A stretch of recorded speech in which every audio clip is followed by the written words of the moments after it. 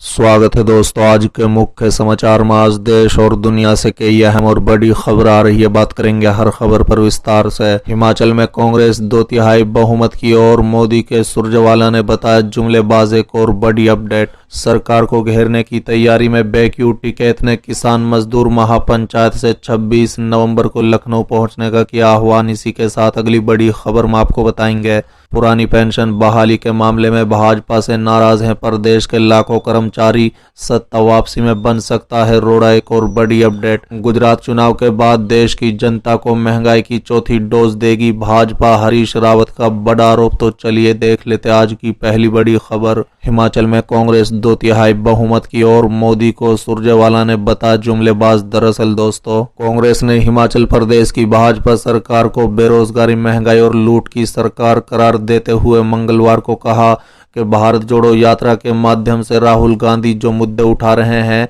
उनकी गूंज हिमाचल में सुनाई पड़ रही है, जिससे भारतीय जनता पार्टी घबराई हुई है। बता दें कि पार्टी के वरिष्ठ नेता रणदीप सुरजेवाला ने साथ ही आरोप लगाया कि जयराम ठाकुर देश के सबसे भ्रष्ट मुख्यमंत्री और एक विफल सरकार के मुखिया हैं, जिन्होंने राज्य की जनता इस चुनावी परीक्षा में नकार देगी।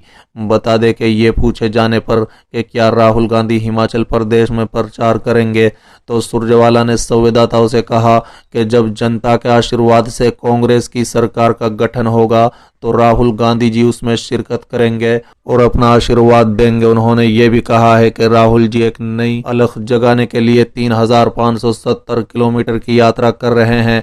भाजपा उन सभी मुद्दों से घबराई हुई है और डरी हुई है जो राहुल गांधी उठा रहे हैं। इन मुद्दों की गूंज हिमाचल प्रदेश में है। एक सवाल के जवाब में सुरजेवाला ने दावा किया कि कांग्रेस हिमाचल प्रदेश में 2/3 बहुमत की ओर अग्रसर है। मुख्यमंत्री और भाजपा के कई मंत्रियों को अपनी सीट बचानी मुश्किल हो जाएगी। उन्होंने कहा है कि हिमाचल में हर घर में महंगाई का अंधेरा फैला हुआ है। आज हर परिवार को रसोई के खर्चे में कटौती करनी पड़ रही है। रसोई गैस की कीमत में 180% की बढ़ोतरी हुई है। पेट्रोल और डीजल की कीमत में भी बेतहाशा बढ़ोतरी हुई है। खाने की वस्तुओं में भी बहुत बढ़ोतरी हुई है। महंगाई हिमाचल के लोगों के लिए नासूर बन गई है।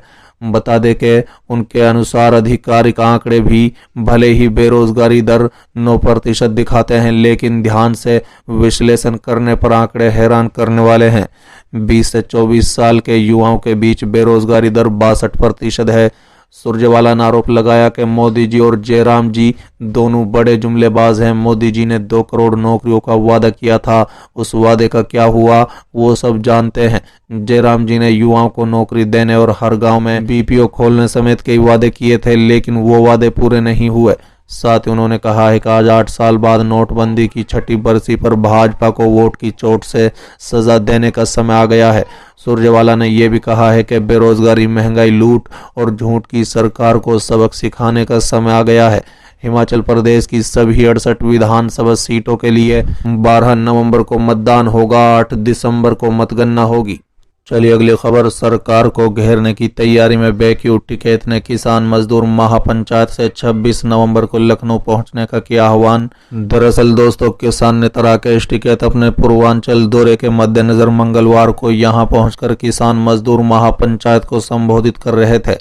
साथ ही सभी किसानों से 26 नवंबर को लखनऊ पहुंचने का आह्वान किया। बता दें कि राकेश टिकैत ने मोदी सरकार को तानाशाह बताते हुए किसानों और आम जन को आंदोलन के लिए तैयार रहने का आह्वान किया। उन्होंने इसे आज़ादी की लड़ाई करार दिया। बता दें कि इस दौरान समाजवादी पार्टी का एक दल विधायक प्रभु नारायण यादव के लिए नेतृत्व में इस महापंचायत के समर्थन में शामिल हुआ। किसान नेता ने कहा है कि इन दिनों धान की खरीद कहां हो रही है। यदि एमएसपी कानून होता तो किसानों को लाभ होता। बड़ा व्यापारी किसानों का नुकसान कर रहे हैं और सरकार उनका साथ दे रही है। उन्होंने कहा है कि चंदौली सहित आसपास का धान रामपुर और मुरादाबाद में बिकता है। उन्होंने कहा है कि एक ही जिले में 200 करोड़ रुपए से ज्यादा का घोटाला हमने प्रेस के माध्यम से उजागर किया है।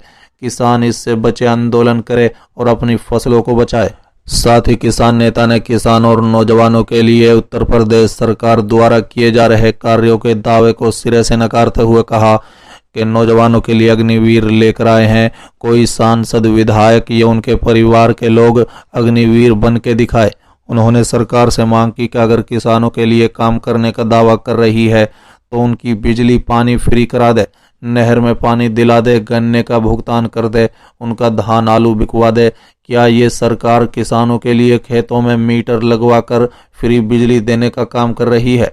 गुजरात और हिमाचल चुनाव में भारतीय जनता पार्टी की जीत के दावे पर राकेश टिकैत ने चुटकी लेते हुए कहा कि भाजपा विपक्ष को खत्म कर रही है। उन्होंने कहा है कि उत्तर प्रदेश चुनाव में नजदीकी के अंतर से हारने के बावजूद कोई शिकायत नहीं कर सका।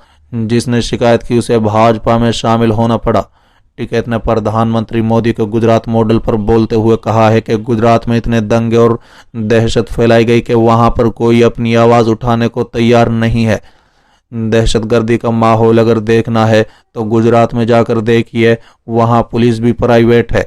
गुजरात से एक भी व्यक्ति किसान आंदोलन में नहीं पहुंच सका क्योंकि वहां लोगों पर पहरा लगा हुआ है। कोई व्यक्ति यदि किसान आंदोलन में पहुंच जाता तो गांव की सरपंची और थानेदारी चली जाएगी। उन्होंने कहा है कि गुजरात बंधन में है और उसे मुक्ति दिलवानी है, वहां कोई आवाज उठाने को तैयार नहीं है। चलिए अगली खबर। पुरानी पेंशन बहाली के मामले में भाजपा से नाराज है प्रदेश के लाखों कर्मचारी, सत्ता वापसी में बन सकता है रोड़ा। दरअसल दोस्तों, हिमाचल प्रदेश चुनाव में इस बार सत्तारूढ़ भारतीय जनता पार्टी के लिए ओल्ड पेंशन स्कीम की बहाली का मामला गले की फांस बन गया है।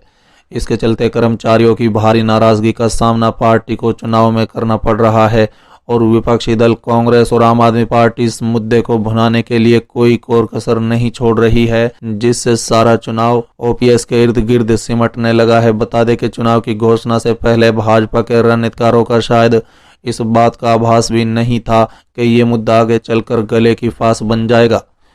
यही वजह रही है कि सरकार कर्मचारियों की इस मांग को मानने के लिए अपने आप तैयार नहीं कर पाई और चुनाव आचार संहिता लगने के बाद भी पार्टी सत्र पर भाजपा ने इस मांग की ओर कोई ध्यान नहीं दिया, जिससे सरकारी कर्मचारियों में पार्टी के प्रति नाराजगी गहरी होती चली गई।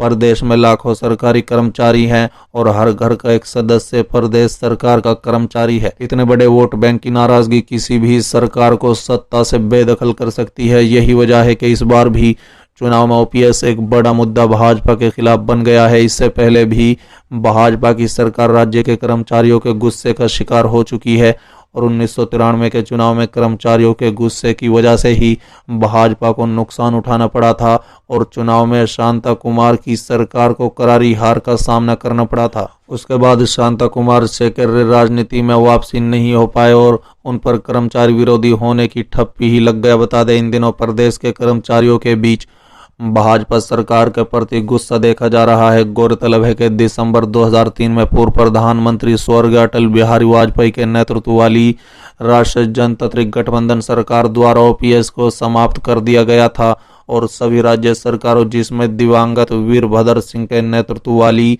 हिमाचल की कांग्रेस सरकार भी शामिल है।